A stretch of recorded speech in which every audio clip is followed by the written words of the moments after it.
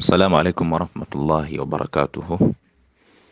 الحمد لله رب العالمين، حمدا يوافي نعمه، وأسأله سبحانه أن يعلمنا ما ينفعنا، وأن ينفعنا بما علمنا، وأن يزيدنا علما، وأصلي على خير البرية وأزكى البشرية محمد بن عبد الله صلوات الله عليه وعلى آله وصحبه إلى يوم الدين، وبعد. Twebaza Allah subhanahu wa ta'ala nanyini matenda amajjuvu oyakyatukuumya okubanga ffenna tukyali balamu. Amannya Omar Sulaiman Kasule, akutwala mu by'obusika nga bulijjo, wabula ng'olwaleero biidhinillahi ta'ala twaburanchinzeeko katono engeri gye twakoma ku mawaani al-irth. Twakoma ku nsonga ezigoba omuntu mu busika, yabadde ateekwa okubanga musika eri omuntu omu naye n'abanga agobeddwa mu busika. Netusalawo tusooke tunulire ku mwana ow'obwenzi olw'ensonga naye yeefaanaanyiriza mu bantu abagobeddwa mu busika, era naye nga ali mu bigobebwa mu busika mu bamanyi bye bateegattako. Ensonga tugenda kuba nga tuzitunulira tuzirabe nga tunnyonnyodde. Omwana ono mugazi mbeera ze, n'olwekyo tujja kuba tumutunulako mu nnamulezi enjawulo. Ng'ekitabo kye tugenda okugoberera biidhinillahi ta'ala kiyitibwa Ahkaamu waladu zina fil fiqhi al-islami, ekitabo ekigamba nti ennamula z'omwana ow'obwenzi mu fiqhu oba mu essentials z'obusiraamu. Al-i'daad eyakitegeka ayitibwa Ahmad Abdul Hamid, ayitibwa Ahmad Abdul Hamid Muhammad Mahmud Hussein, ye muteesiteesi w'ekitabo ekyo, ala ishraaf Dr. Marwan Aliyu Al-Qadumi, nga ye yarakaba ensonga eno. Eyo yali Risalatul Magister, kitabo ekyawandiikibwa nga afuluma ku masters degree. Lwaki tugenze n'ekitabo kino? Lw'ensonga nti tojja kusangayo kitabo kyannyonnyola nnyo nsonga zikwatagana ku mwana ono ow'obwenzi okusinga ono Sheikh eyatwala obuvunaanyizibwa n'aba nga yakolamu research ye gye yakola n'agikola ku mwana oyo. Abamanyi bonna abasinga obungi bonna mwana wattu baayogera bakonangako obukoonyi nga tebalambulula, naye insha Allah tugenda kuba tutambula mu mbeera efaanako bwetyo. Fa inna min ni'ami llahi ta'ala ala ummatihi an anzala shari'ata alqawima ala akmali almuslimina. Mazima ddala mu byengera bya Allah subhanahu wa ta'ala ebyenjawulo eri umma ey'omubaka Muhammad sallallahu alaihi wasallama, kwe kubanga yassa amateeka ago agatereeza omuntu, nga gamutereeza mu mbeera zonna, gakulagira ku buli kyonna, kubanga tewali kyonna kye yalekayo okuggyako nga kyonna yakikola ki, yakitunnyonnyola. Wa min ajli dhalika kana min awwaliyati shari'ati al-ihtimam bil usra kawniha al-libna al-ula fi bina'i al-mujtama'. Ne mu nsonga eyo, ku lw'ensonga eyo, ekyali ekikulu ennyo mu bintu w'amateeka ga Allah subhanahu wa ta'ala ge byatandikirako sharia Allah ge yatuwalikako, al-ihtimamu bil usrati, kwe kubeera nga Allah subhanahu wa ta'ala kye bayita famire yakitwalira ddala nga kintu kikulu mu mateeka ge yatulaalikako. Kawniha al-libnati al-ula fi bina'i al-mujtama', nga ye bulooka yo esookera ddala mu kuzimba society oba mu kuzimba ekkuŋŋaaniro ly'abantu. Idha salaha al-mujtama', nga kwe kubeera nti kye bayita usra, family, okuzimba families mu kkuŋŋaaniro ly'abantu bagiyite society. Ebbulooka eyo esooka Allah subhanahu wa ta'ala gye yateekako, gye yatubeera nga atuwa mu mateeka ago okubeera nga tugoberera mu kuzimba families mu mbeera y'okuba nga tussaawo societies, giyite ekkuŋŋaaniro. Allah subhanahu wa ta'ala nga singa families ezo mwana wattu ziba zirongoose, biidhinillahi ta'ala salaha al-mujtama', nekkuŋŋaaniro lyonna lyakukola ki, lyakulongooka.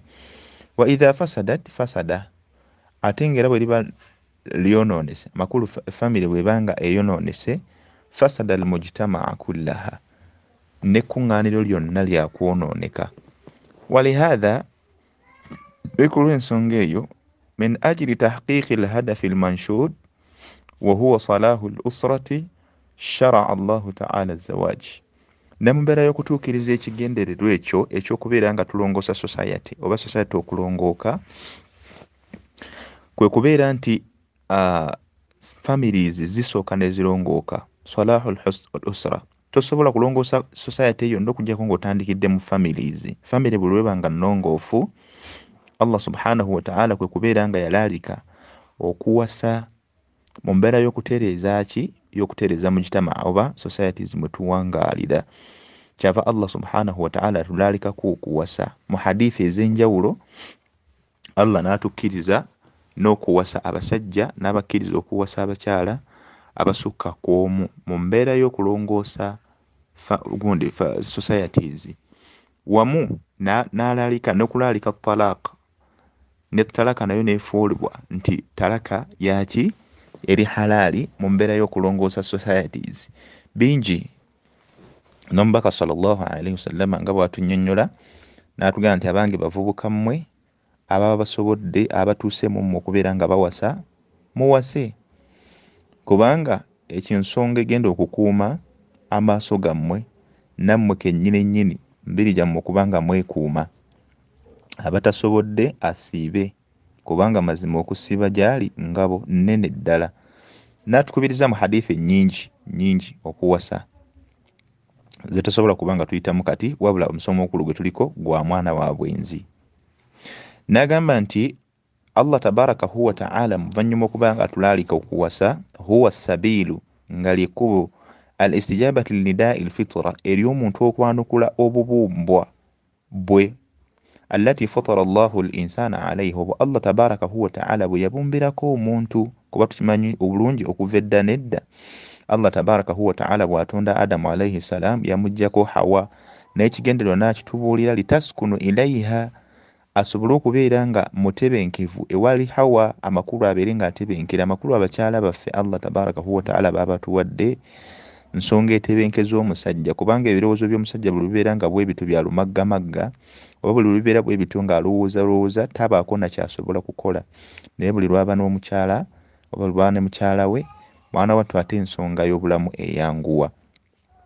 Nonga fa bihadha zawaaju yastaqirru almujtamaa, n'olw'okuwasa okwo okuba kubaddewo wakati w'abantu ababiri, omwami n'omukyala, society tegenda kuggwaawo, abantu bagenda kusigala nga weebali, kubanga tusuubira ebibala oluvannyuma lw'okuwasa. Tusuubira abaana, era abakyala batayagala kuzaala mwana wattu obasaasira wamu n'abasajja, kubanga mu kuwasa okwo mulimu ekigendererwa ekyekusifu mu kyo, si kubanga mwemalako bwemazi bwetaavu ku feelings zammwe, nedda, wabula ekigendererwa mu kyo kuzaala baana.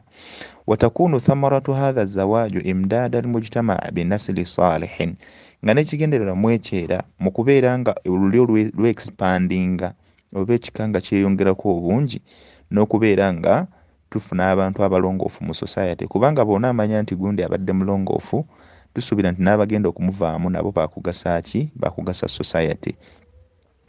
N'agamba nti wa min maqasidi shar'iyyati almuhafadhatu ala baqaa'i an-naw'i al-insani fi hayati ad-dunya, ne mu bigendererwa by'amateeka ag'obusiraamu Allah tabarakahu wa ta'ala ge yatulaalikako, almuhafadhatu ala baqaa'i an-naw'i al-insani, kwe kubeera nga abantu basigala bakyaliwo n'obuntu bwabwe. Obuntu bw'abantu bwe buki?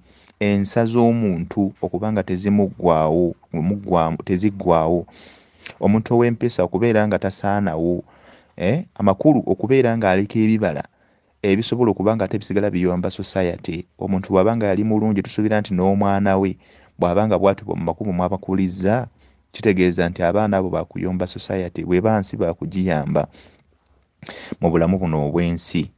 Illa annaha lam taj'al dhalika ibahatan ittisali dhukuri bani al-insani biinathihi ala wajhi ash-shuyu'i, wabula ate oluvannyuma lw'okubanga Allah tabarakahu wa ta'ala atulaaliseeko okuwasa, tekyategeeza nti ate yafuuka ensonga y'okubeera nga kyafuuka latizale oba kiri halaali eri buli omu, buli musajja yenna azadde abaana abalenzi okubeera nga beebereka ku baana b'abandi abawala.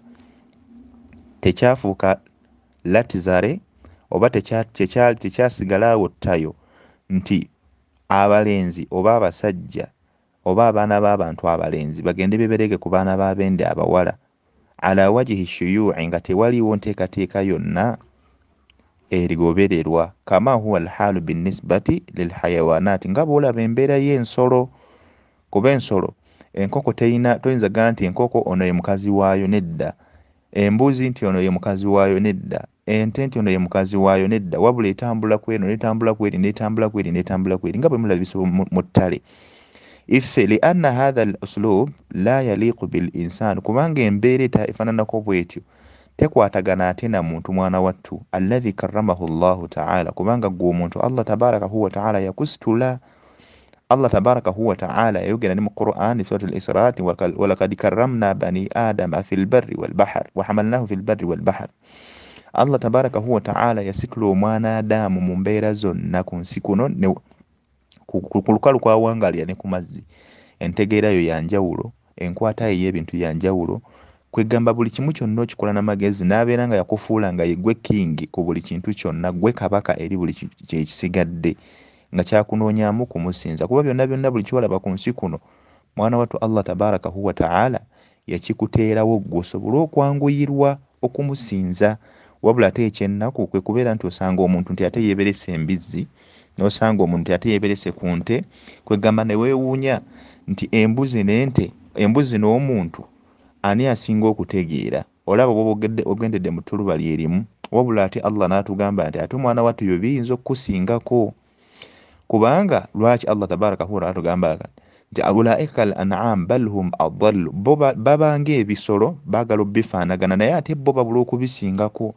Kuba togenda kusangayo mbuzi nti yakutte omukyala, tojja kusangayo kamyu nti kakutte omukazi, nedda. Wabula ojja kusanga muntu nga ye yakutte akamyu oba ye yakutte embuzi, ye yakutte enkoko. Nagamba nti famin ajili dhalika harrama Allahu zina, ne ku lw'ensonga eyo Allah tabarakahu wa ta'ala y'ensonga y'okubanga yagaana obwenzi. Wa kullu ma yuaddi ilayhi, na buli kyonna ekikusembeza okumpi nabwo okubanga obukola, ekikusindiikiriza okubanga okireka. Liyahfadha linnasi al ansaba, Allah tabarakahu wa ta'ala ng'ekigendererwa mu kyo kukukuuma famire zammwe, endyo zammwe, ennyiriri zammwe, obujegere bwammwe nga bwe bujja butambula okuva ku bajjajjammwe. Wa yahmi nasla fayatma'inna kullu insani ila salamati nasabihi wa nasaba awladihi. N'olwekyo nga kigendererwa mu kyo mu mbeera y'okukuuma era endyo n'okuzikuuma. Wa yatma'innu kullu insani, na buli muntu yenna abeere mutebenkevu ila salamati nasabihi, okuba nti akajegereke tekaliimu ki, tekaliimu ttagali, tekaliimu zigizaga. Wa nasabi awladihi, n'abaana be gy'aba abazadde oba mukyala gw'abazaddemu, nabo okubeera nti abaana abo tebaliimu ki, era nabo tebaliimu mbeera yagamba nti ate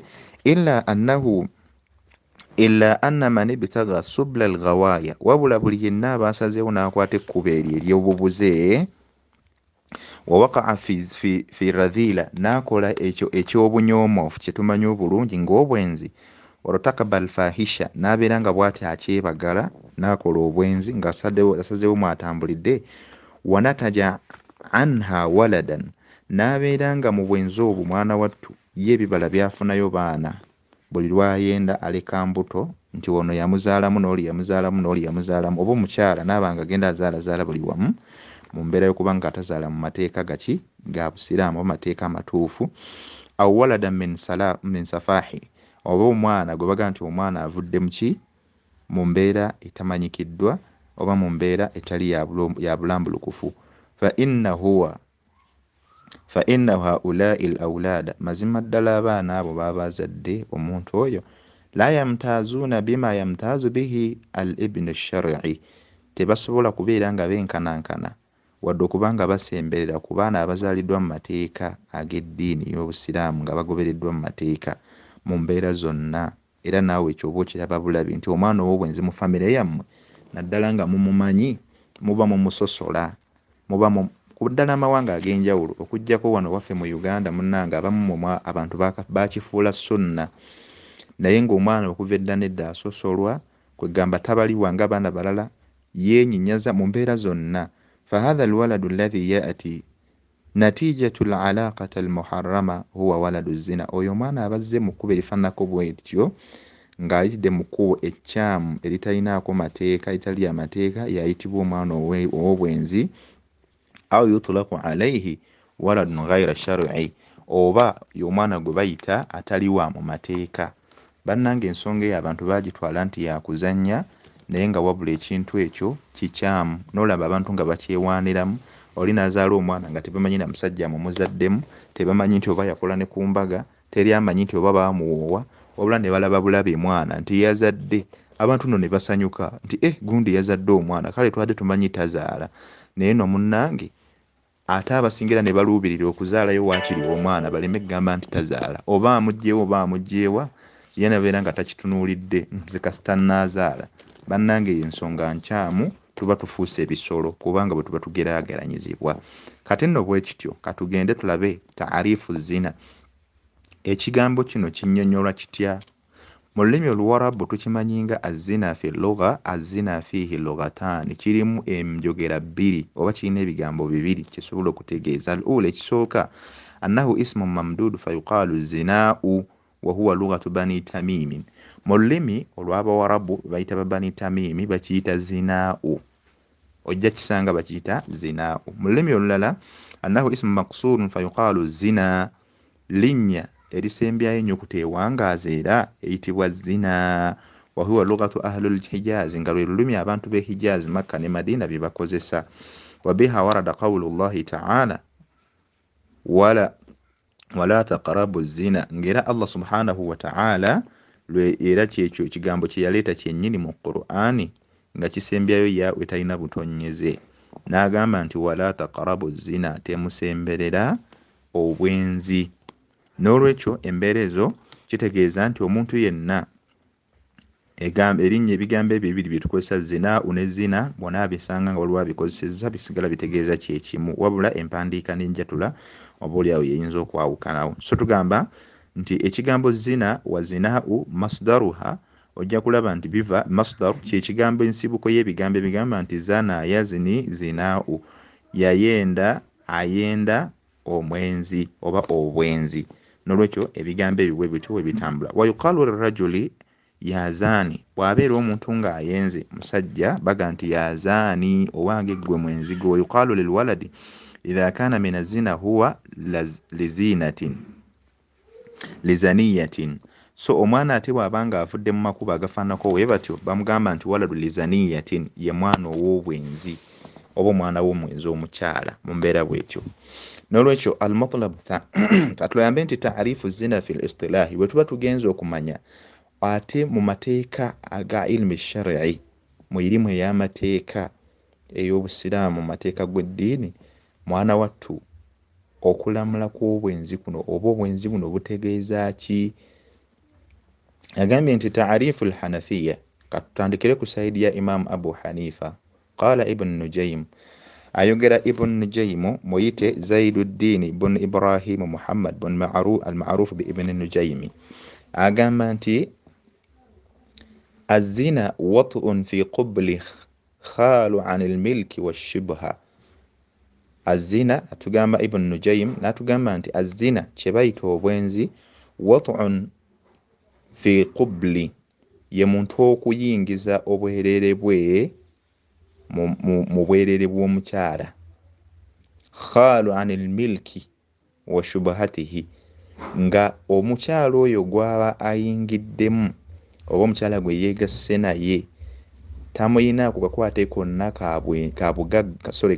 ka bufumbo oba okuba nti ye nannyini ye, wadde okwefaanaanyiriza nti oba nawasa mukyala wange naye baali balongo ne munne, kyokka ate mukyala wange yali yagenda mu kyalo, kati muganda we n'asooka ate n'akomawo n'ajja ewange, nze ne ndowooza nti mukyala wange namusanze mu buliri ne nneegatta naye, anilmilki wa shibha. So almilki nga oba ku mukyala gw'otalinaako buyinza, ye mukyala oyo abaddu abaaliwo mu biseera ebyo, omuntu yayinanga right bwe yayinanga abaddu abakyala ng'obusiraamu bumukkiriza, naddala nga musajja kasobola okwegatta nabo, obusiraamu bwali bwamukkiriza. So mu mbeera ezo zonna omuntu okubeera nga yegasse n'omukyala oyo nga tamuyinaako nti oba yamulinako obuyinza ng'abaddu, oba ng'era si mukyala we, nti mu mateeka yagenda n'amuwasa, wa shubahatihi, wadde okugamba nti oba yeefaanaanyiriza kale nti abakyala be nawasa mu butuufu bafaanagana, kati nze nasanze omukyala yeebase buli nendowooza nti mukyala wange kubanga bafaanagana kyekimu la.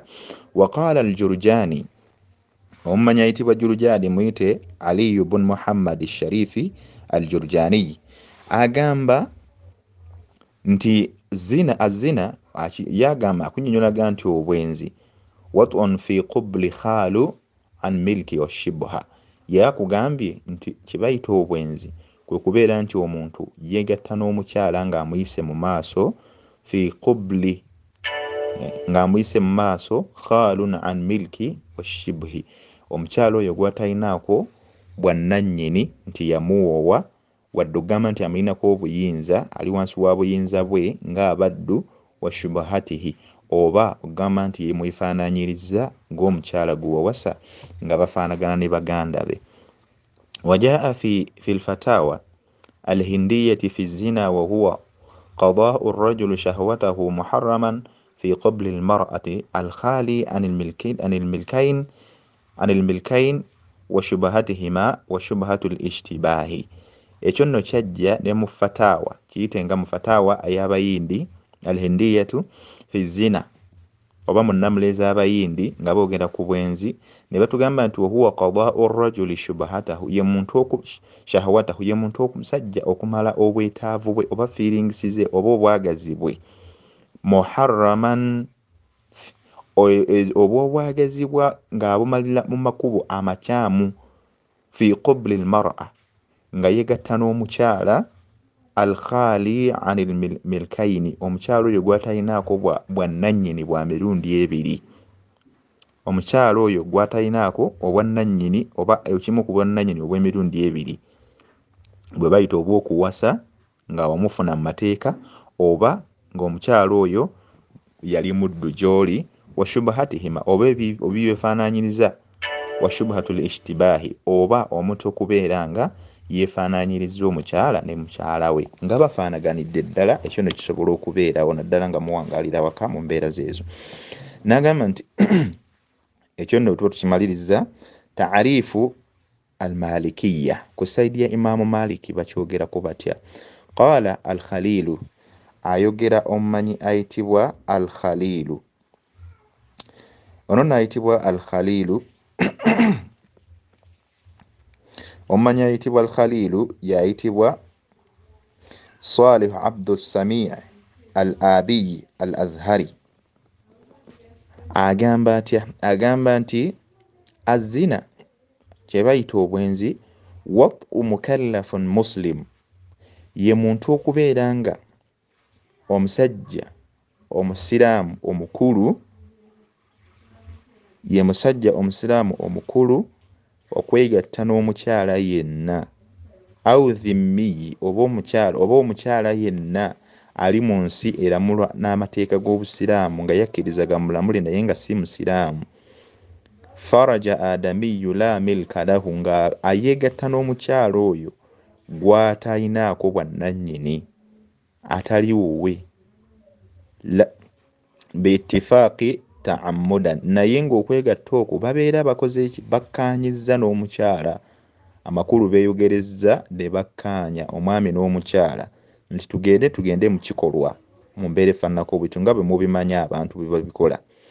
Waqaala Ibn Arafa, Ibn Arafa agamba, Ibn Arafa wa huwa Muhammad ibn Abdillahi al-Ansari, ye Muhammad ibn Abdillahi al-Ansari agamba nti azina shamilu lilwat'i, yatugamba nti munnange obwenzi buno shamilu lilwat'i, kibuna, shamilu liwat, kibuna ne kiyingiramu ne kyebayita homosexuality oba buyite ebisiyaga, kibuna ne kiyingiramu n'ebisiyaga.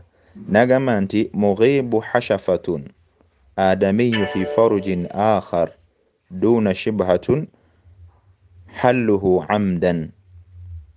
Agambye nti kye bayita obwenzi kibuna ne kiyingiramu wamu n'ebisiyaga, nga kwe kubuliza obwerere bw'omusajja oba obwerere bw'omuntu yenna, omusajja naddala, fi farujin akhar, n'abuyingiza mu bwerere obulala, duna shibhata hilluhu amdan, naye nga si kwefaanaanyiriza bwefaanaanyiriza nti oba yadde tategedde nti waataddewo ewano, nti oba yabadde tategedde ng'agenze mu kikolwa nti oba nti nze nagenze bugezi na muntu naye simanyi wa biki bye nakoze, naye ng'ekyakikoze amdan ng'agenderedde mu bugenderevu, mbeere fanako bwetyo. Wa arafahu Ibn Rushd wa huwa Muhammad bin Ahmad bin Rushd al-Qurtubi الشهير بابن رشد عرفه ayitibwa Ibn Rushd n'atugamba nti kullu wat'un waqa ala ghairi nikahin sahihi, atugambye nti bayita obwenzi kwe kwegatta kwonna oba ye sekisi yenna abazzeewo ala ghairi nikahin nga tewaliiwo mateeka oba tewaliiwo kuwasa, waliwo obufumbo bw'amateeka, wala shubhata nikahi wadde okubwefaanaanyiriza, wala milka yaminin wadde okubeerawo kw'obwannannyini kwe tumanyi Allah tabarakahu wa ta'ala kwe yawa abantu abalina abaddu. Eyo ne bwe tuvaayo ku taarifu eya sayidi ya Imaamu Maliki, ne tugenda ate ku sayidi ya Imaamu Shafi'i rahmatullahi ta'ala alayhim, atugamba nti azina ilaaju hashafatan au qadriha في الذكر من الذكر المتصل الأصلي الواضح ولو أشل وغير منتشر بفرج محرم لعينه خال عن شبهة مشتهي يوجب الحد. أتugamba ku sayidi ya Imaamu Shafi'i agamba nti ilaaju hashafatun au qadriha min adh-dhakari, ye muntu okuyingiza obwereere bwe naddala omusajja gwe bategeeza kuba obwereere bw'omusajja bwe buyingira mu bw'omukyala. Agambye nti ye musajja okuyingiza obwereere bwe mu bwereere bw'omukyala, au qadriha oba ekigero ku bwo, amakulu nga tebuyingidde bwonna wabula ekigero ku bwo, min adh-dhakari. Nagamba nti min adh-dhakari al-muttasili, mu bwereere bwe tumanyi bwennyini obuli nakyo so si obuli artificial. Al-asli bategeeza bwennyini obuli ku muntu obuli nakyo. Al-wadih nga butegeerekeka nti ddala bwe bwennyini. Walau ashal wadde obwereere obubeera nga ashal kitegeeza nga bwaparalyzinga wadde nga bwasanyalala, wa ghairi muntashiri obanga obwereere obwo tebukola ki, tebusituka, amakulu tebuyima, tayima omusajja. Bifaruji muharramin li'ainihi, naye nga abuyingiza mu bwereere bw'omukyala obumanyikiddwa amakulu ng'era bwereere ddala bwa mukyala, buli ku mukyala obuli nakyo so si obuli artificial. Agambye nti khalu an shibhati, naye ng'obwereere obwo bwabuyingizaamu amakulu si kwefaanaanyiriza bwefaanaanyiriza, mushtahi yujibu al-hadda, nga si kwefaanaanyiriza bwefaanaanyiriza nti ate nadde sigenderedde nti ate nafaanaanyiriza nti ate nadde nga tewali okwekwasa kwonna wabula nga kyadde kagenderere mu kikolwa ekyo, naye nga khalun nga yujibu al-hadda, ng'ekintu ekyo kyakoze mwana wattu kimukakasaako okubeera nti afuna ki, afuna ezzambi. Ekyo nno ekinnyonnyolwa ayitibwa Ash-Sharbiniyi Shamsuddin Muhammad bin Khatibi yakinnyonnyola mu kitabo ku sayidi ya Imam Shafi'i. Wajaa fi kifayati al-akhbar, ekintu ekyo era kyajja mu kitabo ekiyitibwa Kifayatul Akhbar. Kifayatul Akhbar ekinnyonnyola Taqiyuddin Abu Bakari bin Muhammad al-Hasaniyi al-Husayniyi al-Hasniyi yakireeta mu kitabo ekiyitibwa Kifayatul Akhbar fi hilli ghayati al-ikhtisari. Ekitabo ekyo yakireeta n'annyonnyola n'agamba nti az-zina wat'un muharramun fi qublin kana aw duburin. Yagamba nti kye bayita obwenzi kwe kwegatta oba ye sex omuntu gwakola ng'amukoze either mu maaso oba emabega g'omuntu, amakulu ng'ayise mu maaso oba emmanju. Ekyo nno kyayita sex, ye watu bwe yakinnyonnyola. Ne tuvaawo ku Imaamu Shafi'i rahmatullahi alayhi, ne tugenda ate ku sayidi ya Imaamu Ahmad ibn Hanbal. Ku sayidi ya Imaamu Ahmad ibn Hanbal batunnyolaga nti qaala, agamba nti kye bayita azina, agambye nti qaala Ibn Falah ayogera fi ta'rifi zina, mu kunnyonnyola kye bayita obwenzi. Ibn Falah ono muyite nti Mansur bin Yunus bin Idrisi al-Bayhuti, al-Buhuti, ayitibwa Mansur bin Yusuf al-Buhuti. Akinnyonnyola ng'agamba n'atugamba nti kye bayita obwenzi huwa fi'lu fahishatin kwe kukola ekintu kyonna ekyobuwemu fi qubulin au duburin ng'oyise either mu maaso fi qubulin au dubur ng'oyise mu maaso oba emabega. Amakulu ng'oyise mu bwerere bw'omukyala mu maaso oba emabega. Amakulu kyategeeza mukyo nti either you sex in the anus oba in the vagina. Kyava agamba nti wa mithaluhu qala al-Bayhuti, neera example n'agamba nti wayakadu yajma'u al-hanabila ala hadha al-lafdhi li ta'rifi zina, nti ekintu ekifaanako bwe kityo wa bimithlihi qala al-Buhuti, ekyo nno bw'ati era bwe yakyogera Imam al-Buhuti bwe twogeddeko wali bw'ati bwe yakinnyonnyola ويكاد يجمع الحنابلة على هذا اللفظ التعريف الزنا. ekyo nno kumpi bagadde okusemberegana ku bye tulabye wali Imam Ahmad ibn Hanbal wamu ne bannaffe abakulembedde nga bwe bannyonnyodde. wa in kana al-fuqaha ikhtalafu fi ta'rif az-zina walakinnahum ma'a al-ikhtilafi yattafiquna fi anna az-zina huwa al-wat'u al-muharram al-muta'ammid. Newankubadde nga tulabye taarifu oba definitions ez'enjawulo ku mbeera eyo nga bwe tulabye buli mumanyi bwazze annyonnyola okusinziira ku Imam Shafi'i, Imam Ahmad ibn Hanbal, Imam Abu Hanifa wamu ne Imam Maliki, buli omu aliise taarifu n'endaba ey'enjawulo. Zino zonna bwe zigeranyizibwa ojja kusanga nga ate oba oli awo gye tulaba nga esemberedde nnyo n'amakulu ge tuliko ag'obwenzi oluvannyuma lw'okyotereza taarifaati ez'enjawulo okuva mu bamanyi ez'enjawulo nga bwe tulabye nga bannyonnyola obwenzi. Anna adaqa taarifi taarifu al-Hanafiya, ojja kusanga nga taarifu oba definition gye tulabye nga eyingirira ddala munda okuggyayo amakulu gano kyekigambo oba ye taarifu ye definition eyaleetebwa kuva ku saidi ya Imam Abu Hanifa, wa taarifu Ibn Rushd ne taarifu ya Imam Ibn Rushd okuva ku saidi ya Imam Maliki, ojja kulaba nga be basemberedde ddala ekinyusi. وذلك لأن تعريف الزنا عند جمهور المالكية وعند الشافعية والحنابلة يشمل الوطء في الدبر. olw'ensonga nti bw'ona agenda okwetegereza taarifaati ezisigadde ku saidi ya Imaamu Maliki, eri abamanyi bonna basigadde ku Imaamu Maliki, ku saidi ya Imaamu Shafi'i ne ku saidi ya Imaamu Ahmad ibn Hanbal, ojja kusanga nga bo bwe baleeta mu taarifu zaabwe ba definitions zaabwe bassaamu kye bayita al-wat'u fi duburi, sex in the anus, ebisiyaga, kubanga wal-wat'u fi duburi la yusamma zina, so nga ate kyetulaba nti obwenzi obw'okuyita emmanju oba okuyita sex in the anus, omuntu okubeera nga akola ebisiyaga tekiyitibwa zina, tesiye zina, sige makulu g'obwenzi. wa anna hukmahu mughayiru li hukmi zina, n'olw'ensonga nti ennamula y'obwenzi yanjawulo ku nnamula yaki y'ebisiyaga. Ekyo tukimanyi bulungi, ow'ebisiyaga naye attibwa, naye ate ennamula za njawulo. N'agamba nti wa alayhi fa inna aqraba taarif, mazima ddala bwe tutunulira bwe tujja kulaba nga definition esemberera ddala ennyo ku makulu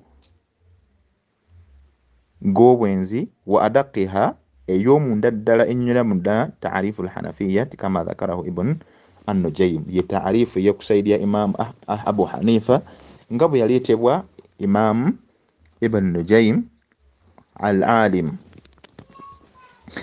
N'agamba nti Ibn Nujaym yaleetebwa wal Jurjani ne Jurjani n'agamba nti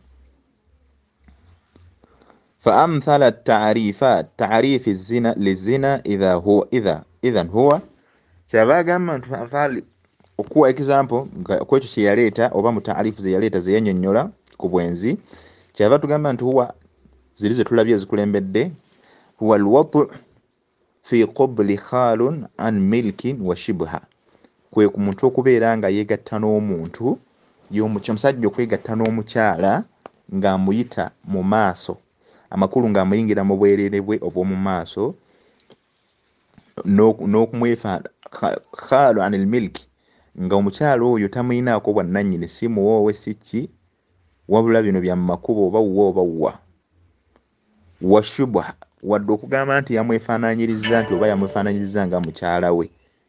N'olwekyo wa taarifu Ibn Rushd ne taarifu ya Imaamu Ibn Rushd gwe tugambye ku sayidi ya Imaamu Maliki, yagambye nti wa huwa kullu wat'in waqa'a alayhi ghayra nikahin, kwe muntu ye seksi yenna akolebwa oba okwegatta kwonna okubawo wakati w'omwami n'omukyala ala ghayri nikahi, nga si kwa bufumbo obutuufu, wala shubhata, wadde obwefaananyiriza ng'omuntu okuba nga yawasa omukyala naye nga waliwo amufaanana mu befamire ye ate nga n'akyali ewuwe, wala milka yamini, wadde okubeera nti omukyala oyo mwana wattu bagamba nti mukyala we nga ku sayidi wekyaliwo ku sayidi y'obuddu, nga Allah tabarakahu wa ta'ala bwe yakkiriza abantu abalinanga abaddu nga baddembe okuba nga beegatta nabo. Ekyo nno kye kiyitibwa obwenzi nga bwe tukirabye mu taarifu z'abamanyi ez'enjawulo. Mukkirize tumalirize n'ennamula y'obwenzi. Thabata taharimu zina bilkitaabi alkarimi wassunnati sharifati wal ijma'. Bw'ogenda okwetegereza obwenzi buno bwaziizibwa era ne bugaanibwa okusinziira ku Qur'an al-Karim wamu ne sunna z'omubaka hadithi ze sallallahu alaihi wasallama wamu n'okwegatta kw'abamanyi. Adillatu taharimi zina min al-Qur'an, bwe tugenda mu Qur'ani Allah subhanahu wa ta'ala atugamba qul ta'alaw atlu ma harrama Allah, agamba Allah subhanahu wa ta'ala qul ta'alaw atlu ma harrama rabbukum alaykum alla tushriku bihi shay'an wa bil walidayni ihsanan wala taqtulu awladakum min imlaq nahnu narzuqukum wa iyyahum wala taqrabu al-fawahisha ma dhahara minha wa ma batan wala taqtulu an-nafsa allati harrama Allahu illa bil haqqi dhalikum wasaakum bihi la'allakum ta'qiluna. Jagena mu surat al-An'am aya ya 151 Allah subhanahu wa ta'ala nga ategeeza nagamba nti qul atil, agamba nabbiwe qul ta'alaw atlu ma harrama rabbukum alaykum, abange mujje, nabbi yakoowola abantu baga nti abange mujje mbabuulire mbannyonnyole ebyo mukama wammwe Allah subhanahu wa ta'ala byabaganye byabazizzaako, alla tushriku bihi shay'an, temugezaako ne mumugattako ekintu kyonna, wa bil walidaini ihsana, ne bakadde bammwe mubayise bulungi, wala taqtulu awladakum, mulekeraawo n'okutta abaana bammwe, kuba ebyo tubabimanya mu jahiliya byaliwo abakyala nga battibwa, abasajja nga batta abaana baabwe, min imlaqin, olw'okutya enjala, nahnu narzuqukum wa iyyahum, mazima ddala ffe tubagabirira mmwe abaana abo nammwe kennyini, wala taqrabu alfawahisha ma dhahara minha wa ma batana, muleme kubanga musemberera obwononefu oba obuwemu bwonna, obwo obweyolefu wadde obwekusifu, wala taqtulu nafsa allati harrama Allahu illa bilhaqqi, muleme na kutta bannammwe oba okutta emyoyo gyonna egitalina kakwate konna kubanga gittibwa okuggyako nga mugittira ku mazima. Nolwekyo dhalikum wasaakum bihi la'allakum ta'qilun, ekyo nno nga kyabalamidde mukama wammwe Allah mukyekwateko mukitegeere, la'allakum ta'qiluna, oba oliawo munaabeeramu abo abategeevu.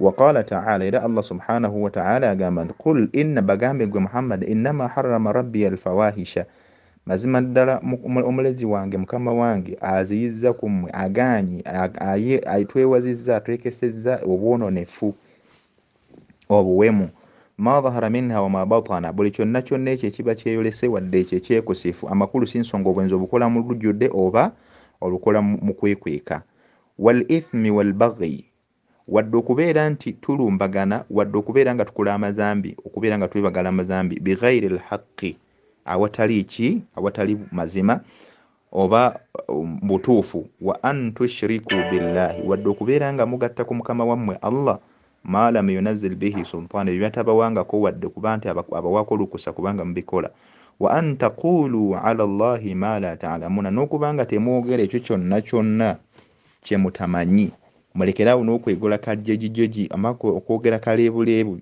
bwemba mwogera nga mwogera tembirinaako biki tembirinaako bujulizi ojja kugamba suratul A'raf eyo aya ejja okugisanga. Waqala ta'ala ayongera natugamba ekitiibwa Allah subhanahu wa ta'ala wala taqrabu zina innahu kana fahishatan wa sa'a sabila abange temusembereranga obwenzi mazima ddala ekikolwa ekyo okuva edda nedda nga kikola kya buwemu ate nga kkubo bbi eryo yonna abaali kutte suratu al-Isra ojja kugisanga. Qala ta'ala Allah subhanahu wa ta'ala ayongera natugamba wala taqrabu zina abange temusembereranga obwenzi nogana ablaga min an yaqula wala tazinu fa inna ma'anahu la tadnu min az-zina. Allah subhanahu wa ta'ala ekigambo ekyo kukyogera nti la taqrabu zina ablaga min an yaqul kigambo kikulu nnyo amakulu ekigenda kye yali agala okuba nti atuuka ekyokusibu mukyo la tazinu temukola bwenzi fa inna ma'anahu amakulu g'ekigambo ekyo la tadnu min az-zina temusemberera bwenzi kuba busemberera kyangu nnyo okukola ki okubukola amakulu wasiira zonna ezikutuusa mu kubeera nti okola obwenzi n'obeera ng'ozikola ki ng'ozituukiriza nekikusuula mu bwenzi ambagirawo. Waqala Allahu ta'ala ayongera nagamba wekitiibwa Allah subhanahu wa ta'ala walladhina idha fa'alu fahishatan aw dhalamu anfusahum dhakaru Allah era mazima ddala abakkiriza abo oba abo bonna abakkiriza Allah subhanahu wa ta'ala era bamutya bwe bakola ekintu kyonna eky'obwemu bwe ky'obwononefu oba balyazaamaanyizza nga bo bennyini balyazaamaanyizza emyoyo gyabwe dhakaru Allah bajjukira ekitiibwa omulenzi waabwe Allah subhanahu wa ta'ala fastaghfaru li dhunubihim ne bamwenenyeza ebyo byonna bye babeera bakoze mu mazambi waman yaghfiru dhunuba illa Allah era nga tewali musonyi yenna ajja kusonyiwa muntu yenna okujjako ekitiibwa Allah subhanahu wa ta'ala walam yusiru ala ma fa'alu wa hum ya'lamun era tebasobola kugwa mu zambi mwero lye bakoze nga bakigwamu mu kumanya mu butegeevu. Ojja kulaba suratu Ali Imran ojja kubanga osangayo eno ebadde mu Qur'an al-Karim. Qala Jabir radiyallahu anhu agamba Jabir radiyallahu ta'ala anhu agamba nti anil fahish ngayogera ku bwenzi kuba ku buwemu nagamba nti hiya zina al-qawm wa rabbul Ka'ba agambye nti kyebayita obwenzi huwa zina al-qawm oba kyebayita obwononefu bwenzi obuva mu gurupu emu oba buva mu family emu oba buva mu group yonna ey'abantu nkulayirira ow'omulezi wa Kaaba. Ojja kulaba mu tafsir Tabari yakyogera Imam Tabari Abu Ja'far Muhammad bin Jarir Tabari mu tafsirihi tafsir Tabari ojja kubanga okikola ki ng'okisangayo biidhnillahi ta'ala. Naam, bayongera ne batugamba abamanyi tukyagenda mu maaso nagamba nti min khilali ma sabaqa min al-ayati al-karimati najidu at-tahdhir min al-fahishati az-zina wa tahrimi laha. Bwe tukutunuulira aya zonna zetusomye ezikulembedde tujja kusanga nga twekeseddwa ne tugaanibwa okubeera nga tukola kye bayita obwenzi ezzambi ly'obwenzi n'okulyewala n'okuba nga ligaaniddwa okuba nga likolwa wama qad yuaddi wa tahrimu ma qad yuaddi lizina n'okwewala ekyo kyonna kyonna ekiyinza okusembeza omuntu okukola obwenzi okutunuulira nnyo omukyala mu mbeera zonna kuba ebisembeza abantu okukola obwenzi bingi nnyo abantu abali khatiru fi dhalika babimanyi. wal ayati fi tahdhiri min fahishati zina wat tariq wat turuq al muaddiyati ilayha kathira. Bw'ogenda okutunuulira aya ezitukeekasa okuba nga tukola obwenzi n'amakubo gonna agatutuusaayo biyitirivu tetusobola byonna byogera kati at the moment okubimalayo. walaysa alhadafu alhasru wa innama irad ba'da an-nusus al-istidlali. Kyetugendereddemu kyo kubeera nga tukulitira bujulizi kubanga otegeera ebimu ku bigambo by'ekitiibwa Allah subhanahu wa ta'ala mu kugaana obwenzi. Thani adillatu tahrimi zina min as-sunnati nabawiyya. Tutugenda ate ku saidi y'omubaka sallallahu alaihi wasallam mu hadithi ez'ekitiibwa nabbi sallallahu alaihi wasallam ng'atwekesa atugamba nti an Abi Hurayra radhiyallahu anhu hadithi ngejibwa ku Abi Hurayra Allah simbeku yagamba qala nabbi sallallahu alaihi wasallam nabbi sallallahu alaihi wasallam ayogera ndagamba nti la yazni zani hina yazni wa huwa mu'min ولا يشرب الخمر حين يشرب وهو مؤمن ولا يسرق حين يسرق وهو مؤمن ولا ينتهب نهبة يرفع الناس إليه فيها أبصارهم حين ينتهبها وهو مؤمن. حديث رواه البخاري. وعبد الله بن محمد إسماعيل بن إبراهيم بن المغيرة بن بردزبة.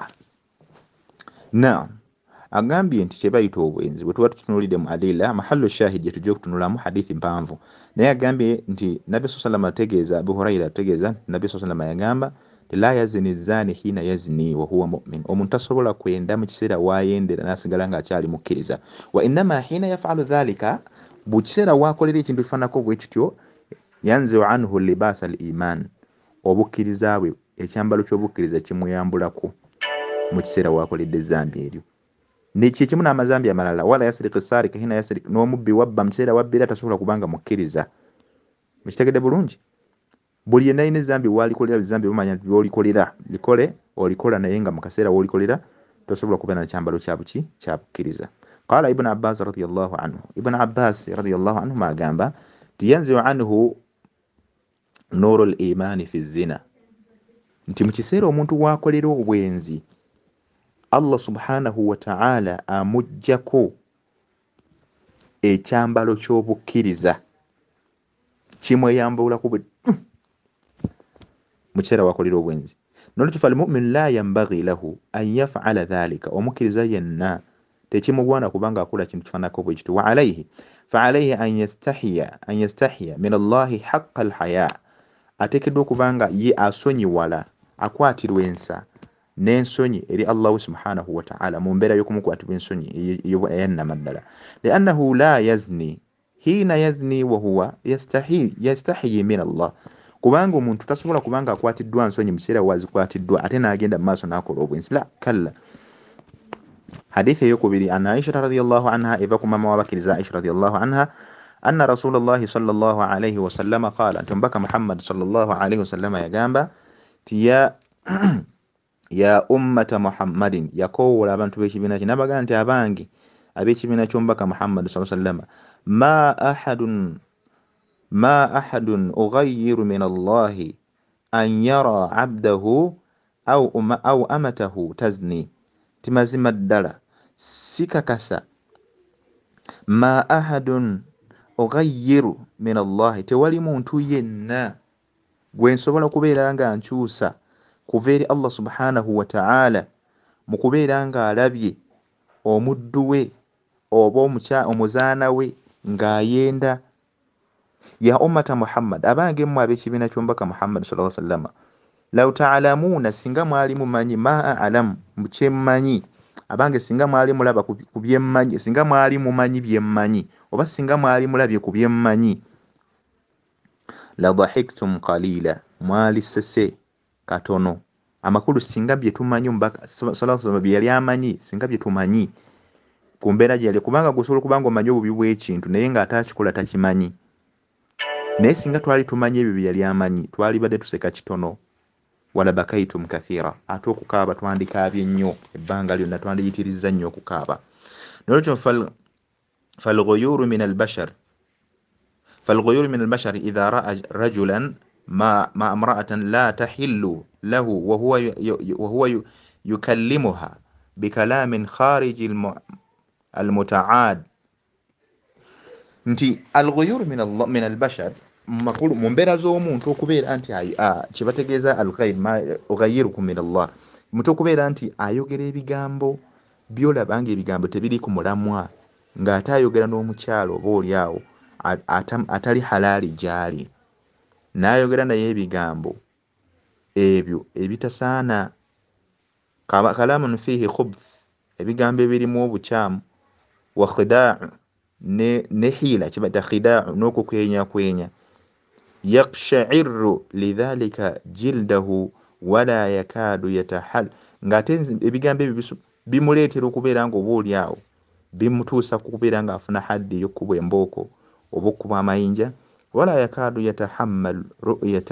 هذا المنظر ngata sobola kubeera ngo wuli awo asobola okuminkiriza okulaba embeera efaanako bwetyo ويدرك أن الله تعالى يراقبه فلا يقع في هذا المعصية nekijja kisangibwa nti Allah subhanahu wa ta'ala oba oli awo asobola okuba nga abikirira omuntu oyo n'atagwa mu mbeera efaananako bwetyo. وعن سعد بن سعيد أنه سمع أبا هريرة يقول سعد agamba nti yawulira Abi Hurayra radiyallahu anhu ng'agamba qala Rasulullah sallallahu alayhi wasallam tumbaka sallallahu alayhi wasallam yayogera n'agamba idha zana al-abdu kharaja al-iman idha zana al-abdu nti omuddu yenna bw'aba ayenda kharaja al-iman obukkiriza bumufulumamu wa kana al-lafdhu fa idha aqla'a minha raja'a ilayhi al-iman nti amakulu g'ekigambo ekyo nti obukkiriza mu kaseera wakikolera bw'omweyambulako wa idha intaha minha bw'aba nga amaliriza okukola ekikolwa ekyo raja'a ilayhi obukkiriza bukomawo amakulu fa idha irtakaba zina yaslubu minhu al-iman wa yakhruj fa idha faraqaha aada ilayhi bw'aba nga abwawukanyeko n'alekerawo obwenzi amakulu ezambi eryo bw'alireka aada ilayhi al-iman obukkiriza bumukola ki bakulu yakun mu'minu fajir abeera mukkiriza omwononefu amakulu ekyambalo ky'obukkiriza omuntu oyo oluvannyuma lw'okukola tawuba kikomawo n'abeera nga akola ki ataddamu okubeera omukkiriza.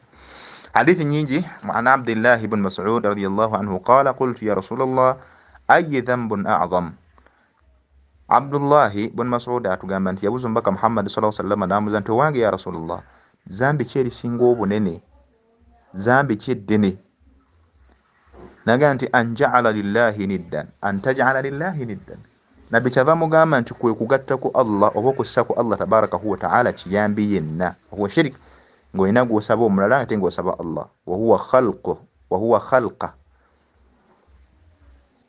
huwa khilqak ng'ekyo ky'oba oti kye baweetereddewo gwe kennyini qultu kyava agamba nti namuddamu ne mugamba thumma ay oluvannyuma zambi ki qala kyava agamba sallallahu alaihi wasallam an taqtula waladaka khashyata an ya'kula ma'ak kwe kutta omwana wo ng'otya nti omwana wo sirina kye ngenda kumuliisa khashyata an ya'kula ma'ak nti omwana nja kumulabirira ate kati qultu kyava mugamba Abdullah atugamba nti namuddamu ne mubuuza nabbi sallallahu alaihi wasallam thumma ay zambi ki eddala eddene qala nabbi kyava mugamba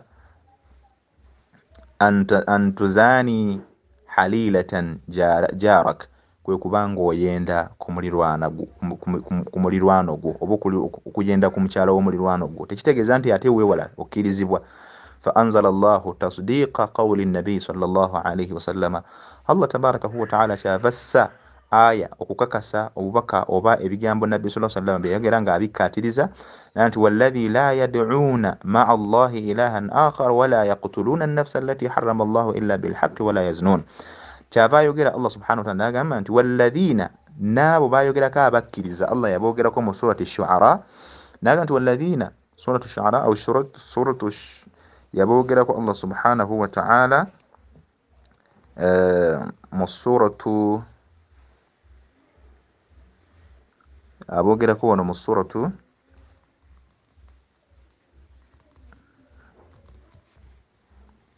naam ojja basanga mu Sahih Bukhari mu hadithi mweri suratu al-Furqan aga nti walladhina ng'ayogera ku bakkiriza abo aga Allah subhanahu wa ta'ala ti walladhina la yad'una ma'a Allahi ilahan akhar mazima ddala abakkiriza abo Allah bye yayogerako be batagatta ku Allah subhanahu wa ta'ala kintu kirala kyonna tebamusaba na kintu tebamusaba nga balina ekirala kye basaba tajja muzikita ate nkya n'agenda mu ssabo kigedde bulungi wala yaqtuluna an-nafsa allati harrama Allahu illa bilhaqqi wadde okubeera nti batta emyoyo egyo Allah gye yaziizaako okuttibwa okujjako egyo girina okuttibwa nti bagittibwa ku mazima wala yaznuuna era abantu abo si benzi waman yafalu dhalika yalqa athama mazima ddala omuntu yenna yenna ayimirirawo okukola ekintu ekifaanako bwe kityo ekyawukana ku ekyo Allah kyayagala yalqa athama wakusinkana amazambi yakusinkana ebibonerezo inda Allah subhanahu wa ta'ala fa idha kana zina jarimatan wa kabiratan fa inna zina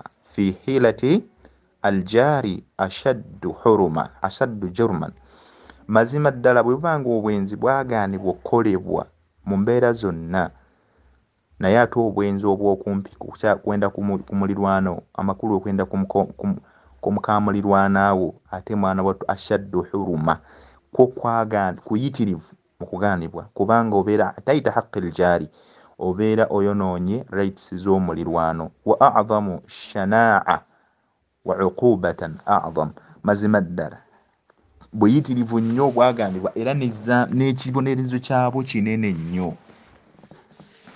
نجمع إذا نستدل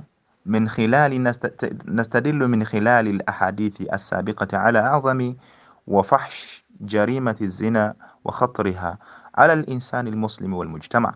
وبوجولز تبليتا وكلاغا وبوبي وبا الزامب الدني ومنتو لياكو لما سوسايتي مكوبانغا كولي بنتو يفانا كوبي بنتو أتنغا يسوسايتي متوانغا لدا وليانا نيبا نينا جندو فندكيرانغا كواغالي دم شاراو.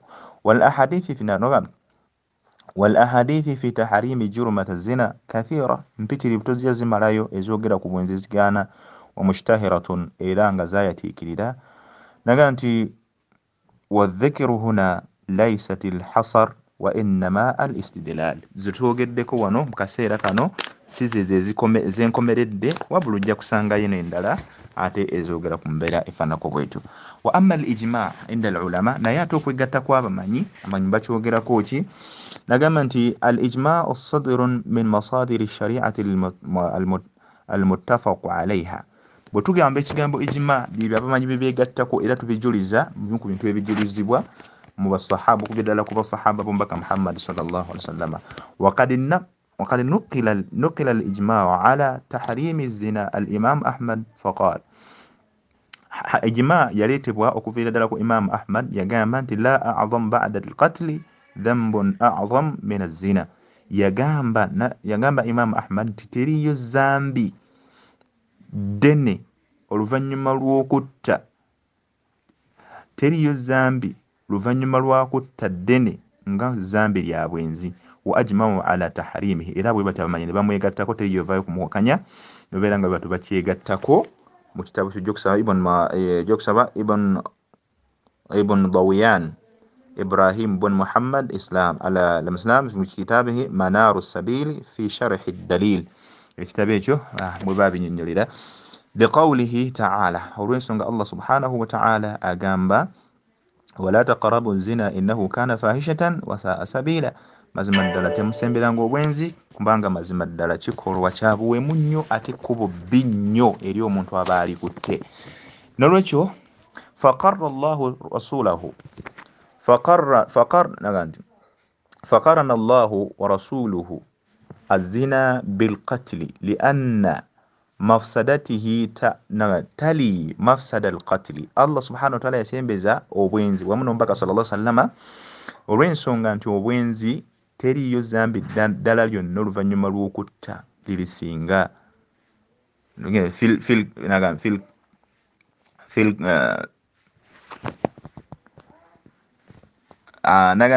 mafsada al-qatl olw'ensonga nti obubi bwe kireeta bwefaanaanyiriza obubi bw'omuntu okutta omuntu. fil kibari fahiya munafiyatan limaslahatin المصلحة النظام العام kubanga kimalirawo ddala ebigendererwa byonna ebigasa ebiri jeno omuntu singa ayimira okukola obulenzi fi hifdhi al-ansab mu kubeera nga tukuuma endyo z'abantu n'ebika byabwe n'emisaayi gyabwe wa himayatul furuj n'okukuuma obwerere bw'abantu abakyala n'abasajja okwekuuma obwerere bwabwe wa siyanatul al-hurumat n'okubeera nga twewala okuziyiza abo abaaganibwa ebyaganibwa n'abaaganibwa okubeera nga bawasibwa na bukimu bwe kityo. Nagamba nti watuuqi ma yuqi'u a'zamu ad-dawati wal-baghdha'i bayna an-nas. Ate ekintu ekyo kigireetera embeera ddala embi wakati w'abantu mu kubeera nga abantu bagenda kuleeta obutakkaanya wakati waabwe, okuwalagana, empalana n'okusungaliragana mu mbeera ez'enjawulo min ifsadi kulli minhum, n'okubeera nga bagenda kumaliriza nga bonna buli omu ayonoonye eri munne. Bantu bajja kuttibwa lwaki oyenze ku mukazi waabwe, bingi nnyo ebijja okujja. nolwekyo mu mbeera efaananako bwetyo min ifsaadi kulli minhum imra'atun sahibatun wa ibnatuhu wa ukhtahu wa ummuhu, bijja kumaliriza nga biyingizaamu bonna kintabule maama taata mwana bonna nga tokyayawula ani mwana ani mwani taata ali maama olw'embeera y'obwenzi. wa fi dhalika khurabun alalam, n'oluvannyuma lw'ekyo kigenda kusaasaanira ensi yonna ebeere nga bwetyo etabanguka. ونقل الإجماع أيضا ونقل الإمام النووي فقال إلى أخويغا توكولا إمام النووي أقوليتا كمجيبوا كونغا غاما نتي الجاحد عند أهل اللغة من أنكر شيئا سبق اعترافه به نتي omuwaka yenna eri bumanyi bw'olulimi oluwarabu man ankara shay'an sabaqa itirafihi bihi, ye muntu okubeera nti avaayo n'abeera nga agaana ekintu kyonna ekiba kyakakasibwa. faman jahada sawma ramadan, omuntu yenna aba agaanye okusiiba ramadan n'akuwakanya, au zakata oba zaka kubanga agiwa, au hajja oba okubeera nga akola hijja, au nahwiha oba ebirala bifanako bityo min wajibati lislam, mu ebyo ebyetteeka by'obusiraamu, au jahada taharima zina, oba n'agamba nti obwenzi si bwa haramu, au lkhamra oba okunywa omwenge si haramu, au nahwihima oba ebifaanako bwe bityo min almuharramat, mu ebyo ebyagaanibwa okukolebwa almujtama alaiha, ebyagattibwako abamanyi. fa in kana mimma ishtahara washtaraka, naddala mu ebyo ebyagattibwako ne byatiikirira eri abamanyi n'abantu ne babigattako alkhawasi walawami, bonna aljimau alkhas waljimau alamma, ne zibeera nga zeegatta okugatta kw'abamanyi ab'enjawulo abatono n'abangi, fi ma'rifatihi, mu kubeera nga babitegeeza mu kutegeererwa kwabyo, kalkhamri wazina fahuwa murtad, kubeera nga agaana ng'omwenge n'obwenzi omuntu n'aba nga abiwakanya, oyo abeera avudde mu busiraamu. bw'atyo Imaamu Nawawi bw'atunnyonnyola. wala shakka anna al-ijmaa' lahu atharuhu wa lahu makanatihi wa hajjatihi, era tetulinamu kubuusabuusa nti mazima okwegatta kw'abamanyi kwe baba beegatta ku nsonga yonna tukujjuliza mu nsonga zonna, era kulina obuwufu bwe kuba kuyitidde. wa ummatu Muhammad sallallahu alayhi wa sallama la tajtami'u ala ad-dalal, ate nga tukimanyi bulungi nti nabbi yatukakasa nti umma ye tesobola kubanga yeegatta ku bubuze. wama dhakaratuhu ala sabili al-mithali lal hasr fama huwa mawjudun عند إجماع الأمة على تحريم الزنا كثير في بطون الكتب. kubanga mazima ddala bw'ona agenda okubinoonyereza ekyo byayogerwa biyitirivu nnyo, n'okubeera nti ebyo byonna ebyayogerwa mu kwegatta kw'abamanyi mu kugaana ku byonna byonna naddala ku zzambi ery'omwezi kathiir, ojja kubisanga biyitirivu fi butuni al-kutub, mu ebyo abamanyi bye baawandiika. muganda wange gwe wenna mpuliriza, okuno kwe kubadde okulamula kw'obwenzi, okwegatta kw'abamanyi wamu ne mu ndaba ez'enjawulo, n'okumanya amakulu g'ekigambo bwenzi. Nsembayo nga nkuwa entanda, kimazima obwenzi buno zambi yenna abaalikoze akakase nti ddala lirina ekibonerezo ekinene mu maaso ga Allah. Kisingako obulungi tubuleke kubanga bukyamu. Tukyagenda mu maaso n'omusomo gwaffe biidhinillah, olwaleero tujja kukomaawo ku kumanya obwenzi awamu n'ennamula zaako. Insha Allah olunaddako ate tujja kusoma ekiyitibwa uqubatu zina, ezzambi omwenzi eryamuteekebwateekebwa lyajja okufuna yawma alqiyama. Wabillahi at-tawfiq. Nsigadde nze Umar Sulaiman Kasule okutwalamu erimu ekwatagana ku busika. Abalina kyatategeddemu ebyo sobola okuyita ku ssimu 0773 518160 oba oyinza okuyita ku 0703337998. Assalamu alaikum warahmatullah.